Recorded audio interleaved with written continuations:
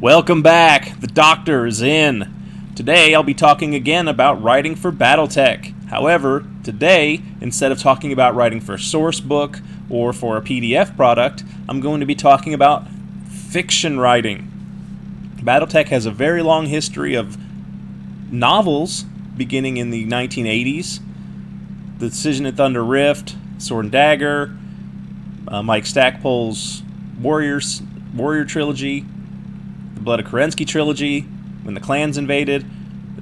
So, more than 30 years of novels in the marketplace. But when the time jump happened and BattleTech ceased publication briefly, and the property was purchased by WizKids, and they advanced everything to the 3130s for what was called the MechWarrior Dark Age era, the fiction for the classic BattleTech era essentially ceased. And I believe it was 2005, maybe 2006, somewhere in that neighborhood, they created BattleCore, which was a website which was to be a fiction source for new BattleTech fiction. And it ran until 2018, 2017, when they shuttered the site and began publishing print fiction again. Well, in 2016, they put out a virtual anthology. So this was an anthology of stories built around a single topic that was released on the BattleCore site for subscribers. And recently, if you see I've got the cover shown here, they released it as a PDF anthology for purchase, so you can get it as an ebook. I think the page count is too low for them to have made it a POD release. I'm not sure. I'm not privy to those sort of decisions. But I believe that's why it's just an ebook. So I was sent a copy of it as my contributor copy. And I have a story in here, but I want to talk a little bit about what it's like when you've been around for a while. So the editors were Jason Schmetzer and Phil Lee. Well, Jason was the longtime editor-in-chief of BattleCore. So he was the one who read all the stories that were submitted. He sent out rejections. He sent out acceptances. He sent out revision requests. And Jason and I have known each other for a while. And when the solicitation for this anthology came out, I responded and I wrote a story and I sent it in. The problem is I sent it to Jason's personal address. And right around that time that he released a brand new print novel, the first BattleTech novel in, it was 12 years, maybe 13 years, he transitioned away from being the editor of the BattleCore site and Phil Lee took over. And since I had sent my story to Jason's personal address, when Phil took over the editor's email account, he didn't have it. So months went by, and I heard rumors that they were getting ready to release the stories, and I said, hey, whatever happened with my story? Was it no good? Did it get rejected? I never heard anything. And I got a reply back saying, what story? You never sent in a story. And that's when I went and looked in my old email records and found that I had sent it to Jason's personal address instead of his editor address. So that's completely my fault. It's one of these things that can happen. So usually I'm of a mind, once I submit something, I wait for a response. If I don't get a response, I assume it's rejected. This was one time where my curiosity got the better of me, and by asking, I found out this whole snafu that I had caused. I sent the story in, they liked it, they bought it, and it made it into the anthology. So let's just click over to the contents here. Forgive me, I've only got this kind of crazy little e-reader. So my story was Duty Before Honor. The concept of slack tide is described in the forward. Essentially, after the clan invasion was stopped by the Battle of Tukid, there were various reactions among the Inner Spheres factions and the clans, the invading clans, during this unexpected cessation of hostilities. So that's where these stories were set, during this brief interregnum in which the various powers, especially along the invasion corridor, were kind of vying against one another in low-level conflict, raiding and such that wouldn't violate the invasion prohibition based on the results of the Battle of Tukid. So, my story, Duty Before Honor, is set in the Draconis Combine, which, if you've listened to my previous videos, you'll know that I'd been writing Draconis Combine stuff for a while. I wrote Objectives Draconis Combine. I wrote the Draconis Combine chapter in Jihad Final Reckoning and in Field Manual 3085.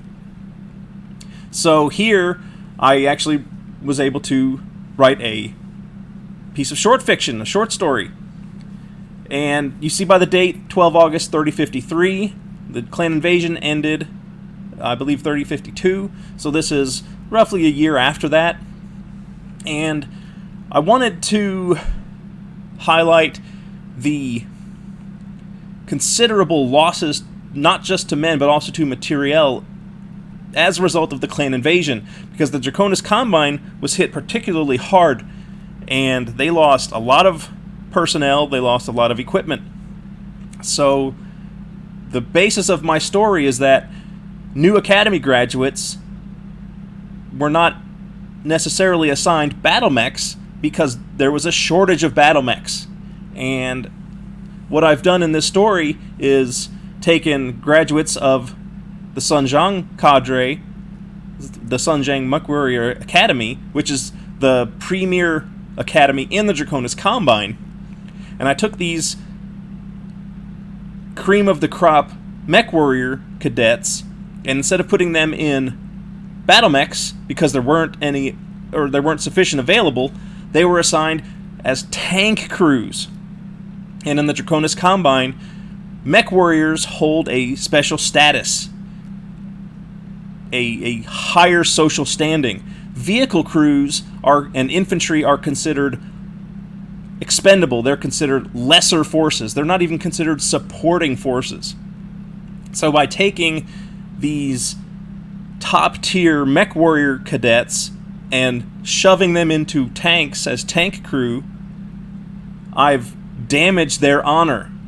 But Gunji no Kanrei, Theodore Kurita, had the philosophy that duty comes before honor, and while their honor is slighted and they may want to challenge someone to a duel or commit seppuku to redeem their honor, they had it impressed upon them that their honor was secondary towards doing the dragon's bidding in this case, which means they need to accept the assignment given them and perform as to the best of their ability in service to the dragon.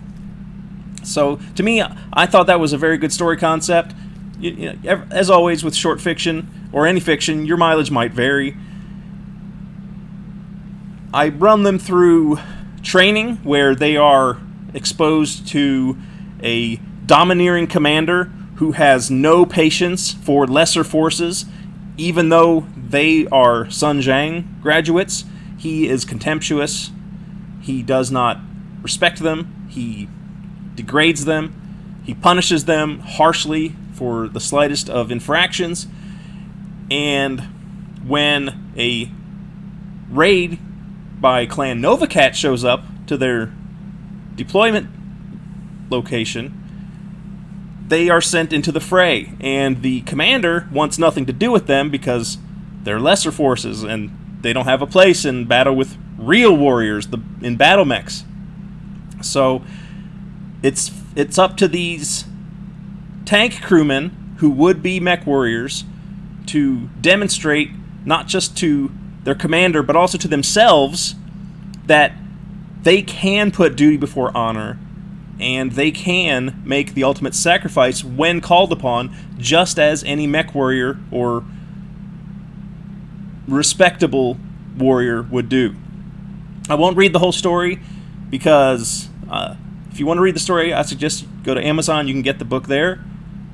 What I will do is, I thought my about the author was kind of amusing once I read it.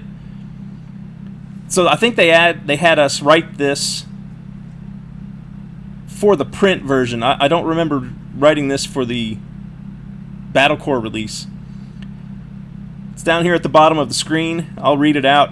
Dr. Jeff Swift got tired of his lucrative career as a material scientist improving batteries for missiles and other defense articles, and retired in March 2017 to pursue a writing career. It pays a lot less, but at least he's his own boss, provided you don't count editors, publishers, readers, and a quartet of cats. He was seduced by BattleTech in 1991, but got sidetracked earning 5 degrees, including a PhD from Caltech. He got back to important things in 2001 when he refocused on BattleTech. His writing has appeared in over 24 BattleTech source books. I think that's a good author note, or about the author blurb. I'm down to only a trio of cats. My beloved cat, Shifty, he died just over a year ago. My first book, Cats of War, is dedicated to him.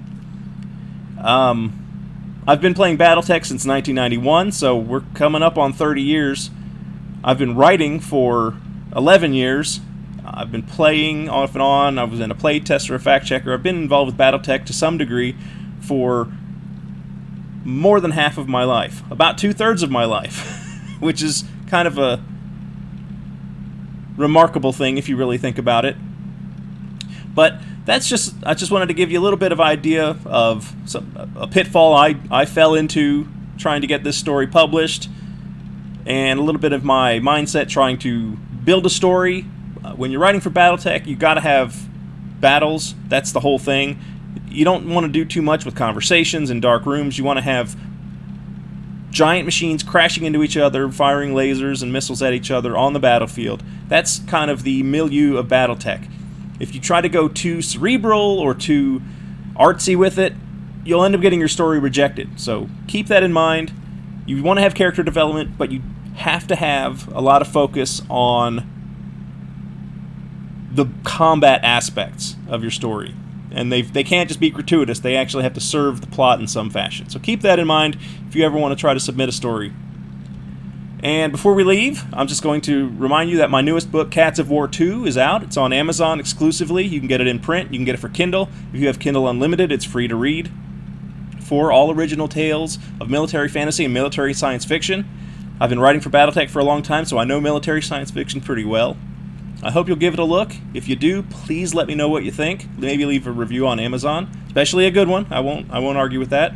If you think it sucks, just tell me why, and I'm cool. I can take criticism. I'm a grown man. Anyway, that's all I've got for today. The Doctor is out.